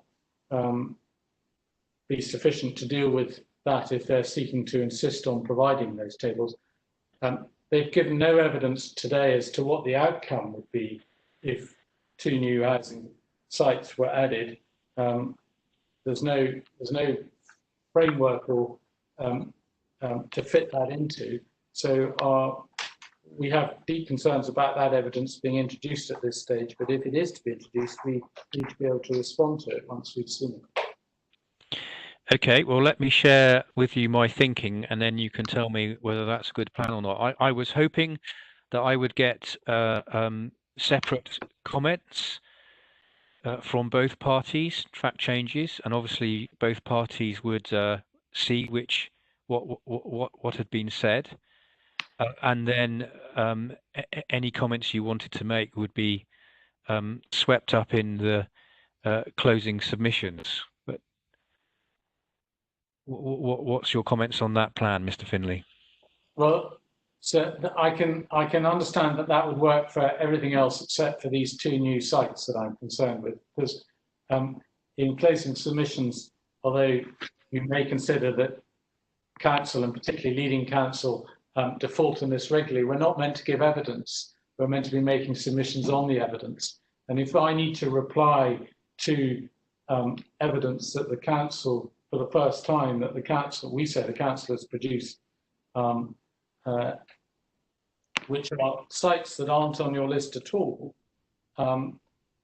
we need an ability to do that, which is why in our submission, if the evidence isn't before you and there's no framework to put that evidence in, it simply should not be allowed at this late stage. Mr. Burnett, any thoughts? Sir, in my submission, these proposed additions to the table are before you because they're sites that are in the LDP. This is a table that you sort of have produced, and if you're wanting to know the housing levels, then they are material that you should have before you. Whether you think they should be part of the assessment or what you take into account is a matter for you. But I think if you're having a table like this, it should be complete. Okay, how about this then? We have a first round of comments within a week, and then rebuttals for those in the following week, and that would then, after that, we would have the usual closing submission changes. Would that be a way of dealing with it, Mr. Finlay? Yes, I'm obliged for that. It's not just that the housing is in the LDP, it's when that's expected to come forward, because it only becomes relevant if it's expected to complete during the relevant period that our housing is completing. So that's why we're expecting new evidence on that basis. But yes, that gives us the ability to respond to it, and hopefully we can deal with that in the time period that you indicate. Well, can I just give some guidance to the parties? It's okay if we're having a more extended exchange, not just to make track changes to the table itself, but provide comments on those changes and why, and then that will be a basis for counter comments. I do think I need to understand the parties' position as to what houses they think are in play. And there may well be a dispute. So I will get the case officer to send out an email confirming these points. But if we say that the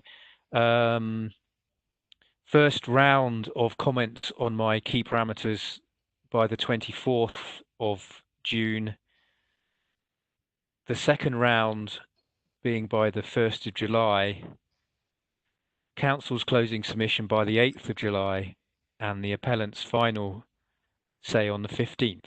Is that a credible and workable programme? Yes. Council? Yes, sir. Okay. I think we've got to the end of the first virtual hearing in Scottish planning history.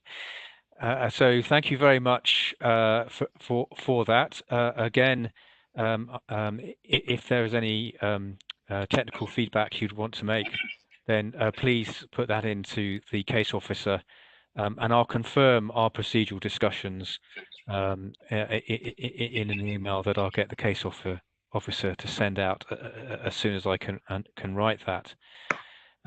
On the basis of that, thank you very much, and we will end this hearing. Thank you, sir. Thank